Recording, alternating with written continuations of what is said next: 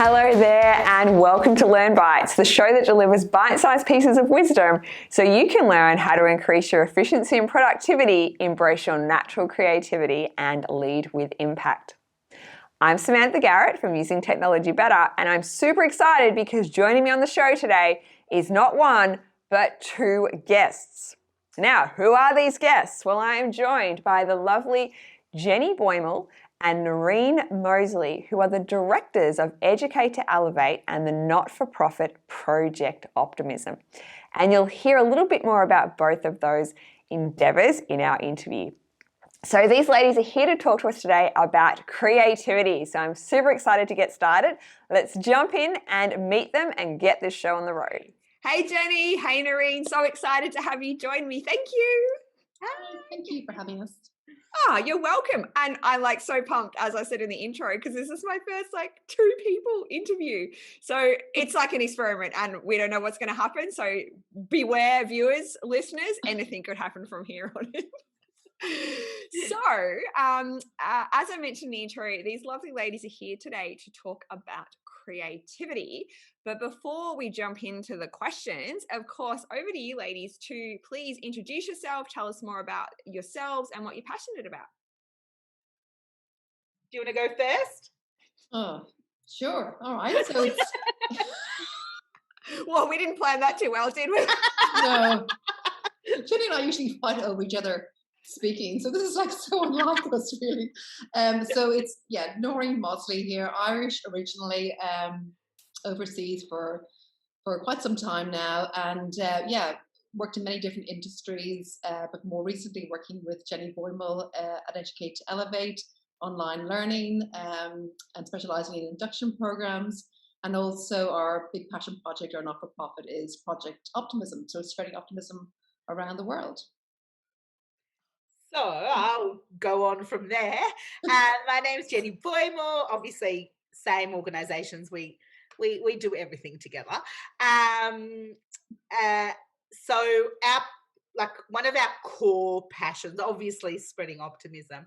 But at the core of everything we do, we want to embody and embed and engage people in a love of learning. We see that as really kind of opening the world of opportunity to people and really kind of activating them and just giving them a key to life. So so that's one thing that we really try to do in our work. I love that so much. And it's such a great fit when we were chatting about the podcast and I said, LearnBytes is all about learning, and really it's that whole concept of life is learning. So it's just, such a beautiful fit. I'm so thrilled to have you here. Awesome. So, as you know, we try and keep this bite-sized, which is going to be super interesting with the three of us. So we'll see how we go. So we've got our 8 speed questions in 4 minutes. Now, I'm going to kind of cheat and do 9 because I'm going to ask you both the first question and then we're going to kind of ping pong back and forth. So let's just roll with them. Are you ready to take the challenge? Okay. Always. Oh, getting serious. Norine's you're just back straight, ready to go. Awesome. Let me set the timer. All right. The timer. Jenny, first mobile phone and current phone. Nokia. I can't remember what number it was, but definitely Nokia with Snake. And current phone, I have this amazing, huge iPhone 12 plus mega. Love it. Noririn, can you match that? Oh, no, certainly not. Nokia, and a very reluctant iPhone 3 purchaser, and now I can't live without iPhone, and I'm on an iPhone X. So not as fancy as Jenny, but still love it and can't live without it. But you do have your iPhone watch. Okay. Oh, true. See okay. Oh my see gosh. you and raise you. Wow. That's probably a whole other question. Oh my gosh, a mobile device. All right, let's move on. Jenny, I'm going to throw this one to you. How would you define creativity and what do you think are the key dispositions of creative people? Well, what a huge question. I think creativity really is giving yourself the ability and the opportunity and I suppose, just letting yourself think outside the square and just being, I think, it can mean so many different things. It's innovation, it's, it's art, it's music, it's drama, it's movies, it's theater, it's kind of Yeah. everything. But I think it's really more like, depending on who you are, it's going to mean so many things. And it's just about kind of almost like letting yourself daydream and wander your mind and just kind Yeah. of being. I love that. We might pop back to that. Awesome. Noririn, one for you. What is the biggest myth about creativity that you've come across? Oh, I think the biggest myth is that you have to know the end when you start. And no, you don't. I don't believe you do. I think you just get started. I mean, that is creativity in itself. And I think sometimes you think the end will be something, but it's something else at other times. And that's the extra magic, I think, with being creative and allowing yourself to be fully creative, because yeah, anything can happen. And don't worry, you don't have to know the end. Just know the beginning and just start. I love that. Back to you, Jenny. When, where, and how do you express yourself most creatively? Look, for me, where I probably express myself most creatively is actually in business. So I think really through innovation and thinking outside the square. And Noreen and I really share this. And I think this is one of the reasons we work so well together. Like, we never stop not questioning ourselves in a negative way, but questioning ourselves, how can we do this better? How, what innovations out there, what new technologies out there, how can we do it differently? Is it meeting the needs? Asking lots of questions, but kind of really kind of letting the mind wander and being really open to, to connecting with different people and to changing the path. And, we're constantly looking at different ways of kind of, I suppose, offering a better service, which is going to meet our customer needs and, make a positive impact. So it all kind of all meshes in together, but using innovation and creativity to really change the world. Beautiful. So, Noririn, biggest barrier to creativity? I think fear of failure. Oh, interesting one. Yeah. Don't worry about it. Don't worry. I mean, obviously there are some things that we do that have a bigger downside and might have financial risk attached to it, and you've got to be sensible, I guess. But other than that, just nothing was really ever created in straight lines that was really amazing and brilliant. I think zigzag your way around to a solution, and don't be fearful of the journey. Yeah. That's excellent advice. Yeah. And I have heard that on the show before about the fear part, being that barrier. So the time is up, would you believe? We only got to question 5, but that's okay. So I'm just going to cherry pick a question. Actually, I'm going to give each of you one more, if that's okay. So we can be flexible with the time. I'm going to throw both out and you can pick which one you'd like to answer. So question 6 was, what strategies do you use to try and overcome the barrier of fear? Now, you actually spoke to that a little bit, Noreen, but if either of you wanted to add on that, you're welcome to. And then number 7 was the book, video, or podcast you'd recommend to others. So you're welcome, free for all, ladies, to answer these 2. Jenny, you go for the fear one, because I already kind of touched on that. Yeah. Look, I think fear is really normal. And I don't know, like, I always think a bit of anxiety and fear is something that actually, if managed appropriately, actually gives you the drive to innovate and be creative. If you just kind of cruise along and you're not worried about how is it going to work out and what's happening and so forth, you kind of get complacent, and then that's when fear really, you should be fearful of life. I think, when you're growing and you're learning, and a little bit of fear, I think, is not necessarily a bad thing. Yeah, that's interesting.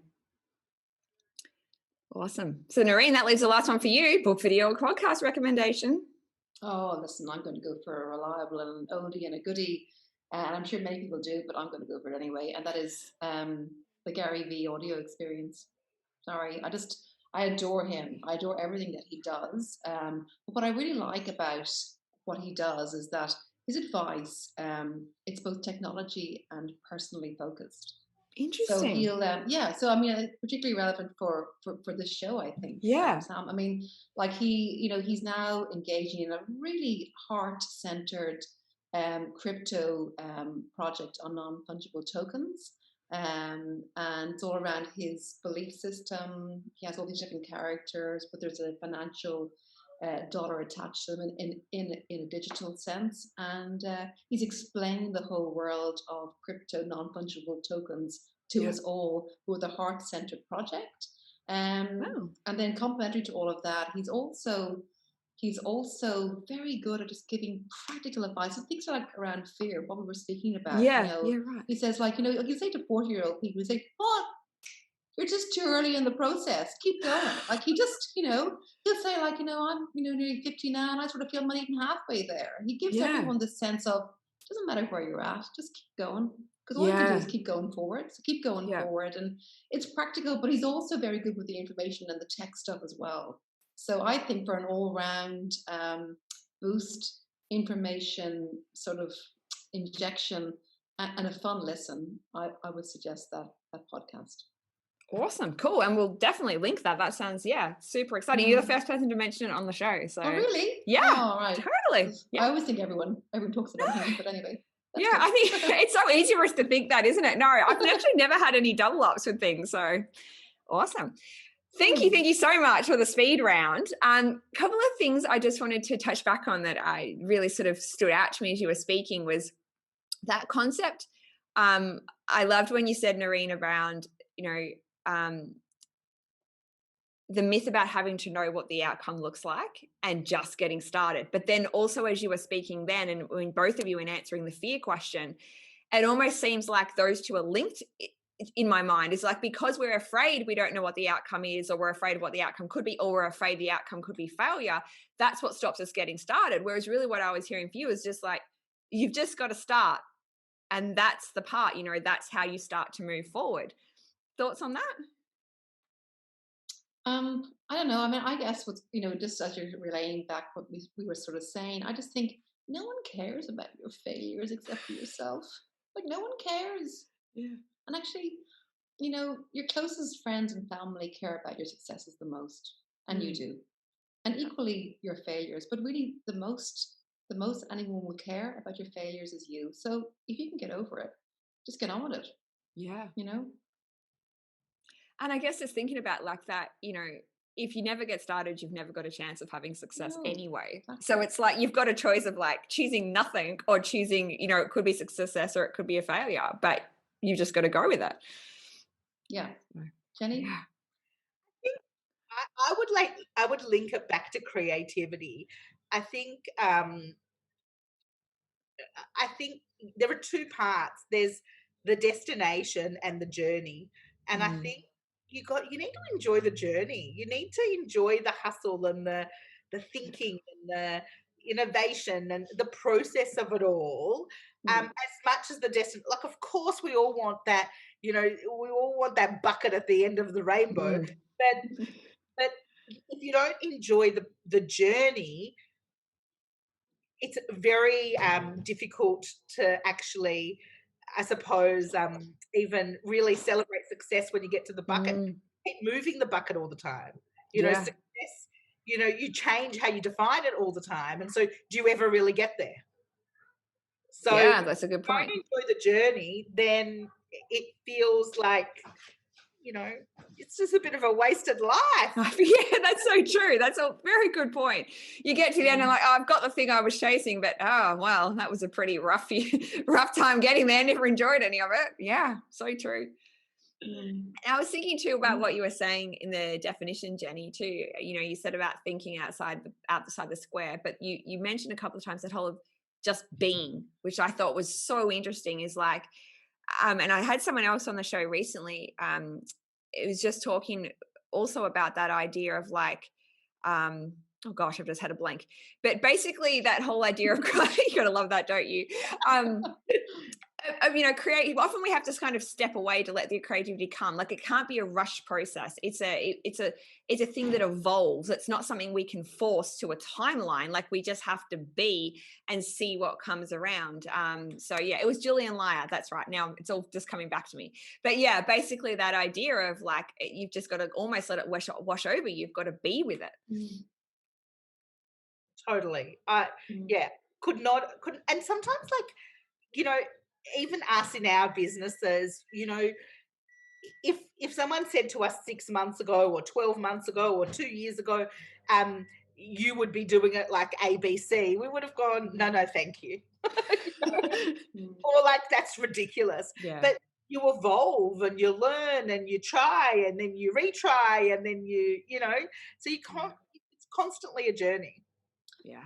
And I think just to that very point, I just think you've got to be really really okay with change, and dare I say pivoting. I mean, gosh, if the last 2 years hasn't taught us that, or the big of that, I don't know what has. But you have to be, because if you are, then real magic can happen. Like if you're prepared to learn, if you actually make a deal with yourself as you go, if it's something really important that you've learned that will make you do what you're doing better, and then you're going to do it. I mean, it's only win-win from that, really. Some people can go, no, I don't want to know stuff. I don't want to know stuff. You know what I mean? That kind of thing. Whereas it's like, oh, keep going. No. Just be open, because really something amazing could happen if you are. Yeah. I think COVID was a really good example of that. When it first hit right at the beginning, some people just went, like, and they were just like paralyzed with fear. And I mean, all you could really do was focus on what can I control. And I think, Sam, you're a good example of this. All of this has been created. Yeah, you're exactly right. I mean, you've just got to find the magic in whatever's going on. And some of that does, so just being with it and being like, okay, cool, what can I take out of this? So yeah, so true.